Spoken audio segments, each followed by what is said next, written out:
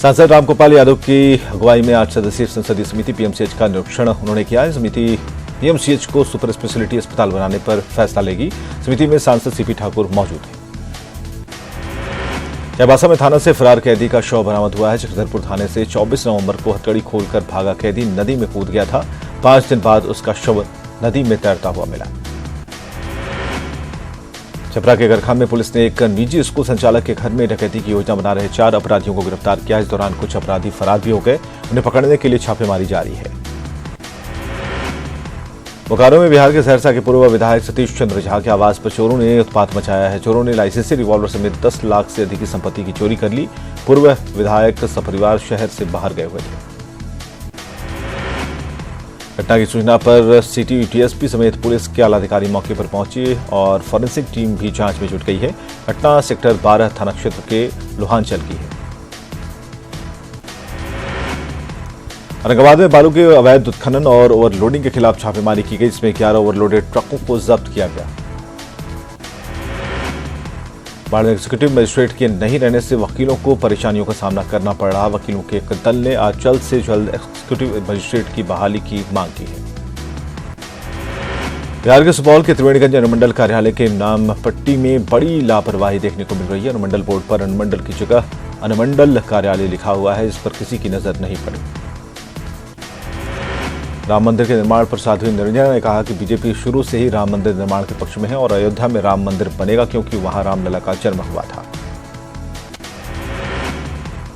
बिहार में एक बार फिर आरएलएसपी नेता की हत्या कर दी। घटना पूर्वी चंपारण की है, जहां पकड़ीदयाल प्रखंड आरएलएसपी अध्यक्ष प्रेमचंद्र कुशवाहा की सिरहा रोड करबला के पास अज्ञात अपराधियों ने गोली मारकर उन्हें घायल कर दिया।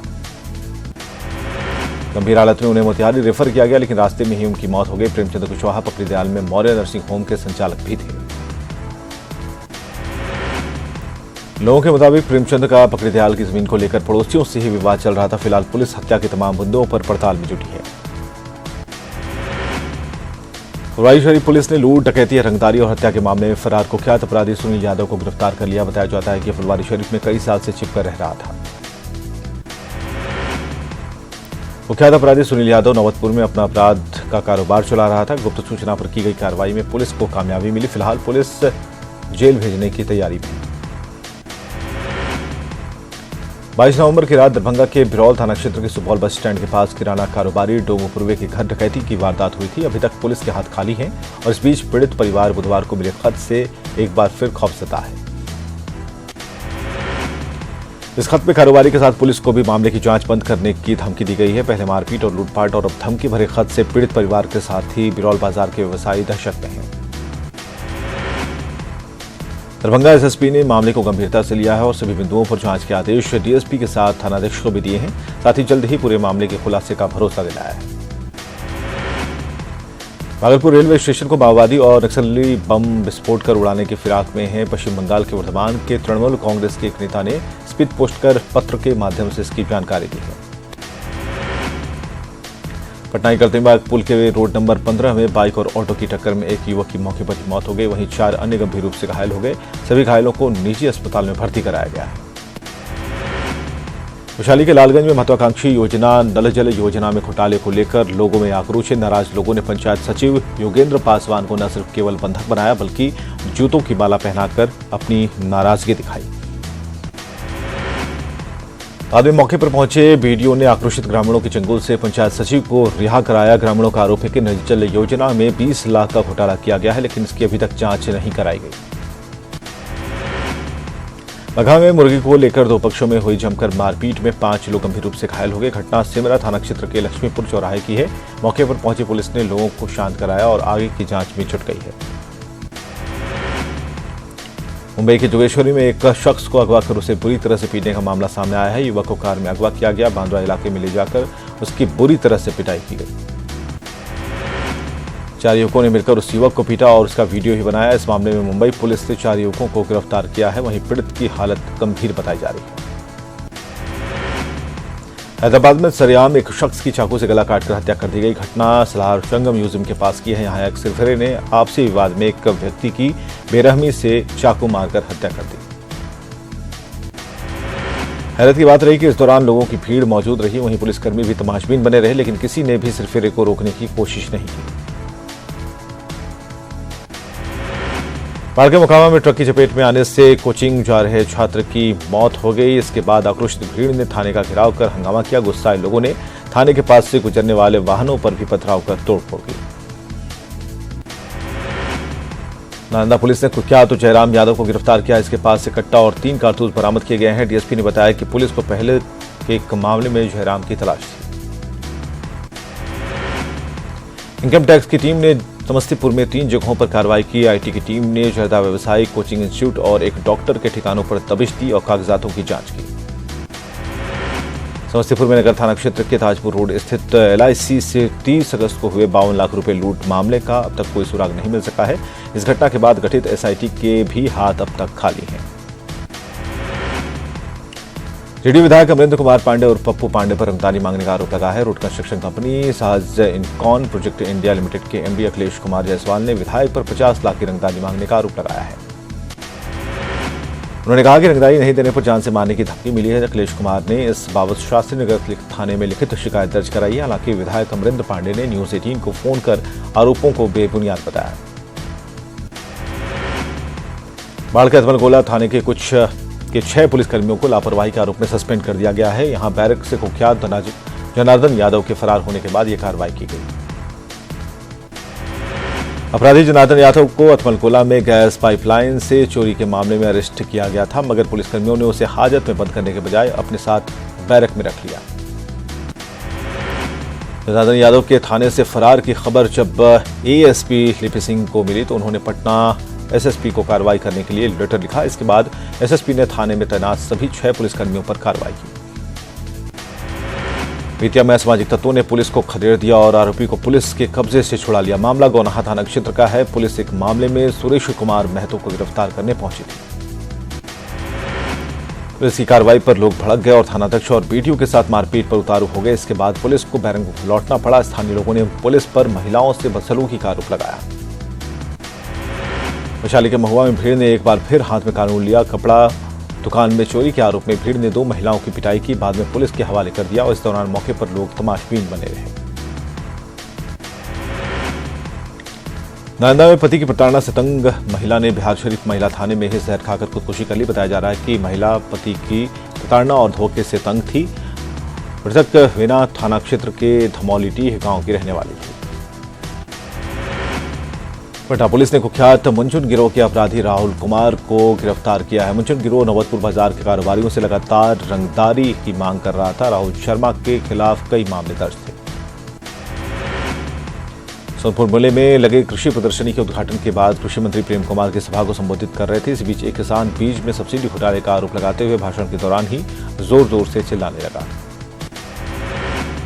किसान के आक्रोश में से सभा में हंगामा खड़ा हो गया। इसके बाद किसान त्रिलोकीनाथ सिंह को कृषि मंत्री से मिलवाया गया। मुलाकात के दौरान किसान ने शिकायतों की छड़ी लगा दी, जिससे मंत्री भी सन्न रह गए। जमशेदपुर के बुढ़ान थाना क्षेत्र में उत्पाद विभाग और पुलिस की टीम ने डुंगरीडीह जंगल में चल रही अवैध शराब की भट्टियों को ध्वस्त कर दिया है। इस दौरान बड़ी मात्रा में शराब बनाने का सामान जब्त किया गया। देवघर में मोबाइल दुकान में लूटकांड के खुलासे का पुलिस ने दावा किया है। पुलिस ने कांड में शामिल 2 आरोपियों को दबोचा है। साथ ही लूटी हुई मोबाइल और खाली मैगजीन भी बरामद की गई है। वहीं लूट में शामिल अन्य की तलाश जारी है। जमशेदपुर पुलिस ने 26 नवंबर को सोनारी में हुए गैंगवार का खुलासा करने का दावा किया है। इस मामले में पुलिस ने 3 लोगों को हिरासत में लिया। वहीं इस मामले में एक अन्य आरोपी पुलिस की गिरफ्त से फरार है। एसएसपी अनूप पिरथरी ने बताया कि राकेश दुबे और गणेश सिंह के समर्थकों के बीच पहले से ही दुश्मनी चली आ रही थी और इसे लेकर इस घटना को अंजाम दिया गया था। फिलहाल पुलिस बचे अपराधी की गिरफ्तारी में जुटी है। रांची में साइबर क्रिमिनल्स ने फर्जी चेक के जरिए कचहरी स्थित एसबीआई के ग्राहक के बैंक खाते से 9,80,000 रुपए उड़ा लिए। पीड़ित की शिकायत के आधार पर बैंक और पुलिस ने त्वरित कार्रवाई करते हुए अभिषेक नाम के शख्स को गिरफ्तार कर लिया। हथियार पुलिस ने बालूमाथ थाना क्षेत्र के जरीगांव के जंगल से 4 जेजेएमपी के उग्रवादियों को गिरफ्तार किया है। गिरफ्तार उग्रवादियों के पास से 3 पिस्टल समेत कई सामान जब्त किए गए। पलामू के घोर नक्सल प्रभावित इलाके मनातू के मशहूरिया गांव में पुलिस पिकेट खोलने को लेकर भूमि पूजन और शिलान्यास किया गया। बिहार से सटे होने के कारण मशहूरिया को नक्सलियों का कॉरिडोर माना जाता था। जमशेदपुर के विशुपुर थाना क्षेत्र स्थित मेडिकल अस्पताल की लापरवाही पर मरीज के परिजनों ने हंगामा किया है। यहां प्रसूता को इलाज की सुविधा नहीं दी गई थी। बाद में पुलिस के बीच बचाव से मामला शांत हुआ। रांची में आज से 2 दिवसीय global agriculture and food summit की शुरुआत हो रही है। इसे लेकर बड़ी संख्या में प्रदेश भर से किसान रांची पहुंच चुके हैं। सम्मेलन में शामिल होने के लिए पहुंचे किसानों को सीएम रघुवर दास ने खेलगांव में भोजन पर आमंत्रित किया और उन्हें खुलकर उनसे बात की, साथ ही खेती और पशुपालन के बारे में जानकारी ली। इस दौरान किसानों ने सरकार के कामकाज और मुख्यमंत्री की सोच की सराहना की और इस तरह के कार्यक्रम के लिए उन्हें धन्यवाद दिया। मुख्यमंत्री ने कहा कि उनकी सरकार किसानों के लिए हमेशा संवेदनशील रही है। 2 दिवसीय global agriculture and food summit 2018 का उद्घाटन केंद्रीय कृषि मंत्री राधामोहन सिंह करेंगे, जबकि सम्मेलन के आखिरी दिन 30 नवंबर को राज्यपाल द्रौपदी मुर्मू बतौर मुख्य अतिथि शामिल होंगी। ग्लोबल कृषि समिट में प्रदेश के 10,000 किसान शामिल होंगे। इसके अलावा 7 देशों के प्रतिनिधि और डेलीगेट्स भी शिरकत करेंगे। सम्मेलन में 4 विशेष सत्र आयोजित होगा।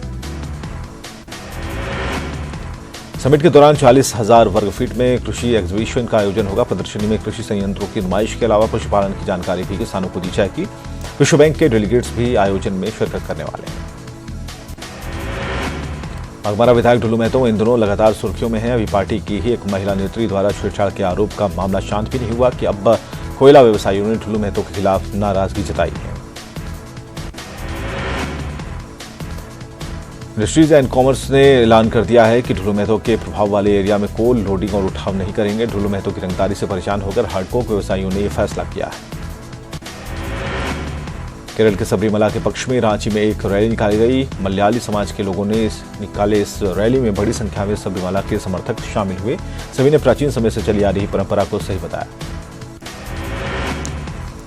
स्वराज स्वाभिमान यात्रा के तीसरे चरण में आसू अध्यक्ष सुदेश महतो ने लोहरदगा में झारखंड आंदोलनकारी चंद्रमणि नाथ शाहदेव की प्रतिमा पर माल्यार्पण किया और पदयात्रा शुरू कर गांव तक पहुंचे। सरायकेला के राजहरा थाने में एक आरोपी नाबालिग के साथ नाबालिग बच्ची की शादी के मामले में महिला और बाल विकास मंत्री का बयान सामने आया है। लुइस मरांडी ने कहा कि सरकार की कोई एजेंसी या कार्यालय नाबालिगों की शादी नहीं करवाती। गिरिडीह के कांडे प्रखंड के गरनिया मोड़ में जेवीएम अल्पसंख्यक मोर्चा के कार्यकर्ता सम्मेलन का आयोजन किया गया। इस मौके पर बाबूलाल मरांडी ने मौजूदा सरकार पर स्वार्थ की राजनीति करने का आरोप लगाया। जेवीएम ने विपक्ष से आगामी शीतकालीन सत्र में सभी के साथ मिलकर सरकार के खिलाफ अविश्वास प्रस्ताव लाने की अपील की है। प्रदीप यादव ने पारा टीचर पत्रकार पर हमले समेत कई मुद्दों को लेकर सरकार को घेरा।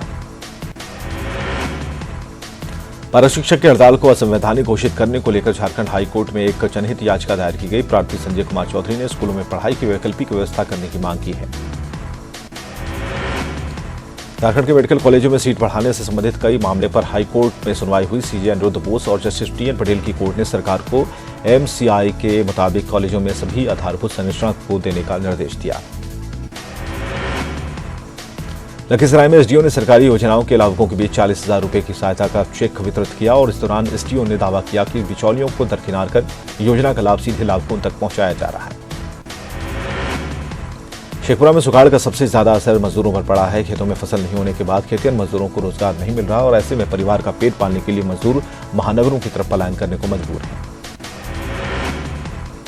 जब मजदूरों के पलायन और जॉब कार्ड के मुद्दे पर डीएम से बात की गई तो उन्होंने जॉब कार्ड बनाने और लोगों को सरकारी योजनाओं के तहत काम मुहैया कराए जाने का भरोसा दिलाया। गुमला में केंद्रीय मंत्री सुदर्शन भगत ने रायडीह के विभिन्न इलाकों में कई सड़कों का शिलान्यास किया और ग्रामीणों से संवाद कर उनकी समस्याएं सुनी।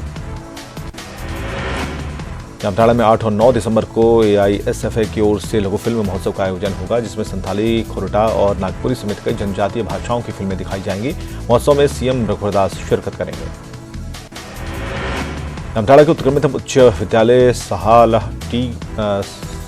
साहडाल में 780 छात्रों को पढ़ाने के लिए महज एक शिक्षक हैं। आलम यह है कि 6वीं से 8वीं तक के छात्र 1ली से 5वीं तक के बच्चों को पढ़ा रहे हैं और 9वीं और 10वीं के बच्चों का बेड़ा गर्क हो रहा है। एलजेपी ने अपना 19वां स्थापना दिवस मनाया। इस मौके पर पार्टी के प्रदेश अध्यक्ष वीरेंद्र प्रधान ने पारा शिक्षकों के मुद्दे पर सरकार की आलोचना की और आगामी लोकसभा चुनाव में 2 सीटों पर दावेदारी जताई।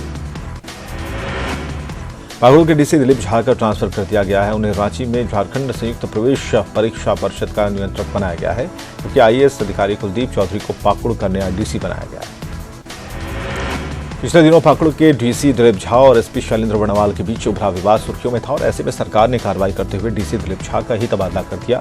डीसी के तबादले के बाद लोगों ने मिठाइयां बांटी और जमकर आतिशबाजी की। राज्य महिला आयोग की अध्यक्ष कल्याणी शरण दुमका सदर प्रखंड स्थित कस्तूरबा विद्यालय का औचक निरीक्षण करने पहुंच गई और इस दौरान उन्होंने स्कूल में कई शिक्षकों को गैर मौजूद पाया। अध्यक्ष टीचरों के इस रवैये से नाराज दिखी।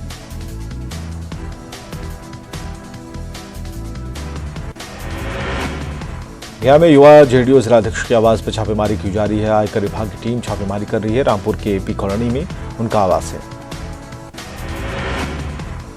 पूर्वी चंपारण में आरएलएसपी नेता की हत्या को लेकर लोगों ने पकड़ीदयाल नगर पंचायत के नेहरू चौक पर हंगामा किया, आगजनी की और इस दौरान उनके समर्थकों की पुलिस से झड़प भी हुई। छात्र संघ चुनाव के ऐलान के साथ ही मिथिला यूनिवर्सिटी कैंपस में चहल पहल बढ़ गई है और छात्र संगठन छात्रों के मुद्दे को उठाने की बात कर रहे हैं और साथ ही विश्वविद्यालय को सेंट्रल यूनिवर्सिटी का दर्जा दिलाने की भी मांग उठने लगी है। यह कॉलेज परिसर में स्टेट लेवल अंडर 19 एथलेटिक्स प्रतियोगिता की शुरुआत हुई। इसमें सभी 38 जिलों के 900 खिलाड़ी शामिल हो रहे हैं। इंटर लेवल एग्जाम को लेकर पटना के कमिश्नर की अध्यक्षता में समीक्षा बैठक हुई। इसमें पटना प्रमंडल के सभी जिलों के डीएम और बीएसएससी के अध्यक्ष मौजूद रहे। भागलपुर के डीएम ने आम लोगों की शिकायतों को निपटारे के लिए आरटीपीएस दफ्तर का उद्घाटन किया। डीएम ने कहा कि जनता की सभी समस्याओं का निपटारा किया जाएगा। सीएम नीतीश कुमार 2 दिसंबर को लखीसराय दौरे पर रहेंगे। यहां वे कई योजनाओं का शिलान्यास और उद्घाटन करेंगे, साथ ही किसानों को भी सौगात देंगे। सीएम के दौरे की तैयारियां अंतिम चरण में हैं। लोगों को उम्मीद है कि किसानों को सौगात देने के साथ ही कई साल से लंबित सूर्यगढ़ा को अनुमंडल का दर्जा देने पर ऐलान हो सकता है। सीएम के साथ मंत्री ललन सिंह और अन्य नेता मौजूद रहे। कल्याणी फाउंडेशन की ओर से दरभंगा के महाराज कामेश्वर सिंह की 111वीं जयंती के मौके पर लेक्चर का आयोजन किया गया। इसमें टीआईएसएस मुंबई के पूर्व प्रिंसिपल और कर्नाटक यूनिवर्सिटी के समाजशास्त्र के एचओडी डॉक्टर एन जयराम ने शिरकत की। डॉक्टर जयराम सालों से भारत से कई देशों में गए गिरमिटिया मजदूरों पर शोध कर रहे हैं। उन्होंने कहा कि 132 साल पहले भारत से गिरमिटिया मजदूर बनकर त्रिनिदाद गए लोगों के दिलों में कई पीढ़ियों के बाद भी न सिर्फ भारत जिंदा है बल्कि फल फूल रहा है। विश्व प्रसिद्ध सोनपुर मेले के सांस्कृतिक पंडाल में लोकगीत की मोहक प्रस्तुति की गई। लोगों का मनोरंजन हुआ और इस मौके पर स्थानीय कलाकारों द्वारा एक से बढ़कर एक नृत्य संगीत पेश किए गए। डिप्टी सीएम सुशील कुमार मोदी ने श्री कृष्ण विज्ञान केंद्र में नए चिल्ड्रन गैलरी का उद्घाटन किया। उन्होंने सेंटर की गैलरी और स्कूली बच्चों की प्रदर्शनी का भी मुआयना किया। राज्यपाल लालजी टंडन मोतिहारी में एनसीसी के प्रशिक्षण शिविर में शामिल हुए। एक भारत श्रेष्ठ भारत कार्यक्रम के तहत चल रहे प्रशिक्षण शिविर में राज्यपाल ने देश की सुरक्षा और आपदा के समय एनसीसी की कैडेट के कार्यों की सराहना की। आईआईएम बोधगया का अगले 3 साल में विश्व स्तरीय कैंपस बनकर तैयार हो जाएगा और इसका निर्माण भारत सरकार की एजेंसी सीपीडब्ल्यूडी कर रही है और इसे लेकर आईआईएम बोधगया और सीपीडब्ल्यूडी के बीच एमओयू साइन किया गया। 225 करोड़ की लागत से 3 साल में इसका निर्माण कार्य पूरा होने का लक्ष्य रखा गया है और यहाँ का निर्माण भगवान बुद्ध की यादों को समेटते हुए अंतर्राष्ट्रीय स्तर का होगा, जिससे पर्यटकों को आकर्षित करने में मदद मिलेगी। देश के 16वें मैनेजमेंट संस्थान के रूप में आईआईएम बोधगया की शुरुआत 2015 में मगध विश्वविद्यालय कैंपस में शुरू हुई थी और अब तक संस्थान के पास अपना कैंपस नहीं था। बिहार के होनहार कराटे खिलाड़ी जाबिर अंसारी ने चीन जाने के लिए न्यूज 18 से मदद की गुहार लगाई है। जाबिर का चयन शंघाई इंटरनेशनल कराटे चैंपियनशिप में हुआ है। 7 से 9 दिसंबर तक होने वाली इस चैंपियनशिप के लिए कराटे एसोसिएशन ऑफ इंडिया ने जाबिर का सिलेक्शन किया है, लेकिन पैसे के भाव में उसके चीन जाने पर ग्रहण लगता हुआ नजर आ रहा है। जाबिर के पास सिर्फ 50,000 रुपये हैं, जबकि उसे और 40,000 रुपयों की जरूरत है। झारखंड विकास मोर्चा के वरीय नेता शिवलाल महतो को 2 दिसंबर को हजारीबाग से कांग्रेस पार्टी में ज्वाइन कराने की योजना है। कांग्रेस के सीनियर लीडर राजीव रंजन सिंह ने प्रेस कॉन्फ्रेंस कर ये जानकारी दी। टी स्थित औद्योगिक क्षेत्र में इंडियन ऑयल को अधिकृत भूमि का कब्जा दिलाने के मामले में विवादित जमीन की घेराबंदी का काम शुरू हो गया। स्थानीय आदिवासियों के विरोध के बावजूद जिला प्रशासन ने नींव खुदाई का काम शुरू कर दिया। महात्मा गांधी की 150वीं जयंती पर वाशिंगटन डीसी में वार्षिक महोत्सव की शुरुआत हुई। अमेरिकी सांसदों और मशहूर भारतीय अमेरिकी हस्तियों ने इस महोत्सव की शुरुआत की। महानायक अमिताभ बच्चन ने एक बार फिर दरियादिली दिखाई। अमिताभ ने यूपी में 1000 से ज्यादा किसानों का कर्ज चुकाया है। इसके लिए कुछ किसानों को मुंबई बुलाया और बेटी श्वेता बच्चन के साथ किसानों की मदद की। दीपिका पादुकोण और रणवीर सिंह की शादी का लगातार रिसेप्शन चल रहा है। पहले बेंगलोर और फिर मुंबई में दोनों का रिसेप्शन हुआ, जिसकी खूबसूरत तस्वीरें सोशल मीडिया पर वायरल हैं। इसमें दोनों लाजवाब दिख रहे हैं। दीपिका और रणवीर को उनके एक फैन ने अनोखे अंदाज में शादी की बधाई दी। सूरत के इस फैन ने दीपिका और रणवीर की शादी की रंगोली बनाई। देसी गर्ल प्रियंका चोपड़ा की शादी की रस्में मुंबई में शुरू हो गई हैं। सबसे पहले उनके घर पर बुधवार को गणपति की पूजा हुई, जिसमें प्रियंका चोपड़ा के साथ निक जोन्स ट्रेडिशनल ड्रेस में नजर आए। निक ने माथे पर टीका रखा था। बॉलीवुड में वेडिंग सीजन खत्म होने के नाम नहीं ले रहा है। कॉमेडियन कपिल शर्मा की अपनी शादी की डेट की अनाउंसमेंट कर दी है और कपिल ने इंस्टाग्राम पर अपनी शादी का कार्ड शेयर किया है। बॉलीवुड की दिवंगत एक्ट्रेस श्रीदेवी के फैंस के लिए एक अच्छी खबर है। श्रीदेवी आनंद एल रॉय की अगली फिल्म जीरो में मेहमान कलाकार की भूमिका में नजर आएंगी और इस फिल्म में शाहरुख खान, कटरीना कैफ और अनुष्का शर्मा लीड रोल में हैं। अक्षय कुमार और रजनीकांत स्टारर फिल्म 2.0 आज सिनेमाघरों में पहुंच रही है। फिल्म की रिलीजिंग से एक दिन पहले अक्षय कुमार ने फिल्म से जुड़ा एक पोस्टर शेयर किया है। इस पोस्टर में अक्षय कुमार का नेगेटिव लुक सामने आया है। अभिनेता आमिर खान ने ठग्स ऑफ हिंदुस्तान की सफलता के लिए दर्शकों से माफी मांग ली है। उन्होंने कहा कि उन्होंने अपनी ओर से दर्शकों को सर्वश्रेष्ठ देने की कोशिश की, लेकिन कहीं न कहीं कोई गलती हो गई, जिसकी वजह से लोगों को ये फिल्म पसंद नहीं आई। भारतीय अंतरिक्ष अनुसंधान संस्थान यानी इसरो ने आज अपने पोलर सैटेलाइट लॉन्च व्हीकल यानी PSLV C-43 के जरिए 31 सैटेलाइट की लॉन्चिंग की। इसमें पृथ्वी की निगरानी करने वाले भारतीय हाइपर स्पेक्ट्रल इमेजिंग सैटेलाइट यानी कि HYSIS के साथ 8 अन्य देशों के 30 सैटेलाइट भी शामिल हैं। यह प्रक्षेपण आंध्र प्रदेश के श्रीहरिकोटा में सतीश धवन अंतरिक्ष केंद्र से सुबह 9:58 पर किया गया। PSLV C-43 की ये 45वीं उड़ान है। विधानसभा चुनाव के बावजूद पीएम मोदी पार्टी के प्रचार के साथ डिप्लोमेटिक एंगेजमेंट पर भी बराबर ध्यान दे रहे हैं। 28 नवंबर को पीएम ने राजस्थान में पहले 7 घंटे में 2 चुनावी रैलियों की और बाद में दिल्ली लौटकर 1.5 घंटे बाद ही अर्जेंटीना के लिए रवाना हो गए। तमिलनाडु के चेन्नई में देर रात से सुपरस्टार रजनीकांत के फैंस सड़कों पर हैं। दरअसल आज रजनीकांत की फिल्म 2.0 रिलीज हो रही है और इस फिल्म को लेकर उनके फैंस में उत्साह है। पश्चिम बंगाल में नदिया जिले के शांतिपुर में जहरीली शराब पीने से 7 लोगों की मौत हो गई, जबकि 19 लोगों को अस्पताल में भर्ती कराया गया। राज्य सरकार ने CID जांच के आदेश दिए हैं। वहीं मृतक के परिजनों को 2-2 लाख रुपए मुआवजा देने का ऐलान किया है। जम्मू कश्मीर के पुलवामा में सुरक्षा बलों ने 2 आतंकियों को मार गिराया है। बीती रात अवंतीपुरा इलाके में सेना ने ऑपरेशन शुरू किया। इसमें 2 आतंकी मारे गए। सुरक्षा बलों ने आतंकियों के पास से गोला बारूद बरामद किए हैं। सेना ने ऑपरेशन ऑल आउट के तहत कार्रवाई की है।